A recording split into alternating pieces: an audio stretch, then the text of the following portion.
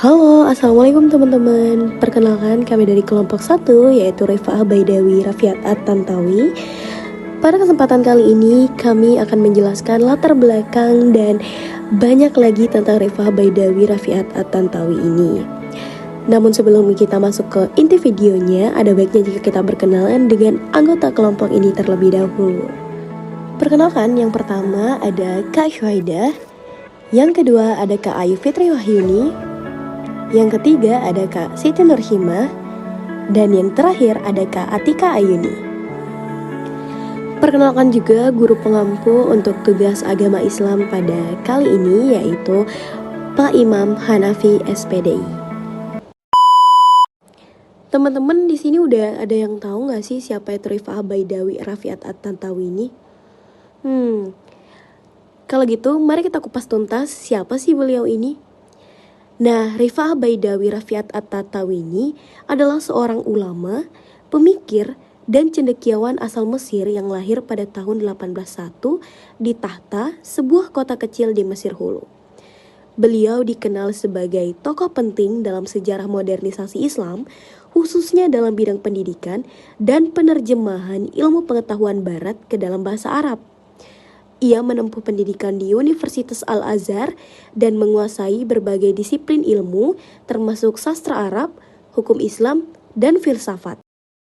Sejak kecil, beliau ini hidup di lingkungan keluarga religius yang mendorongnya untuk menuntut ilmu. Ia masuk ke Universitas Al-Azhar dan mendalami ilmu-ilmu keislaman serta bahasa Arab. Namun, beliau tidak hanya terpaku pada kajian tradisional. Ketertarikannya terhadap ilmu pengetahuan dan kemajuan peradaban membuatnya terbuka terhadap pemikiran-pemikiran modern yang berkembang di Eropa saat itu. Beliau juga aktif dalam menulis dan berdiskusi dengan para intelektual lain. Yang kedua ada perjalanan ke Prancis.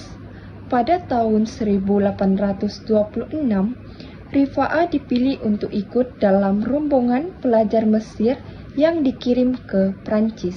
Awalnya ia ditugaskan sebagai imam, tetapi ia memanfaatkan kesempatan ini untuk mempelajari banyak hal. Pertama, sistem pendidikan barat, ilmu pengetahuan, filsafat, teknologi, dan budaya Prancis.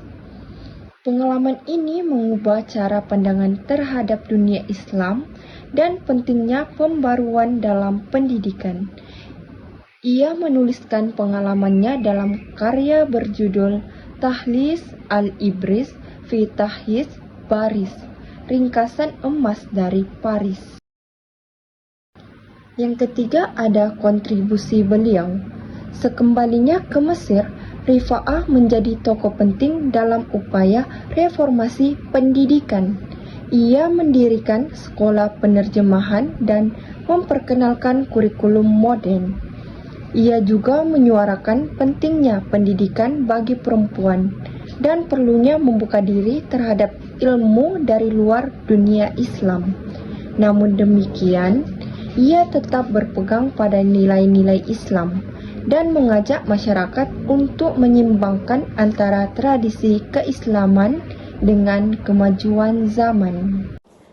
Terus, karya beliau apa aja sih, Kak?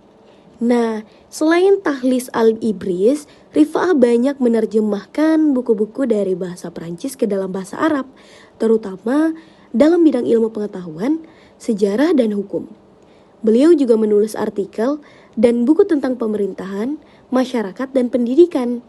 Semua karyanya bertujuan untuk mencerdaskan umat Islam dan membuka cakrawala berpikir masyarakat Arab terhadap dunia luar.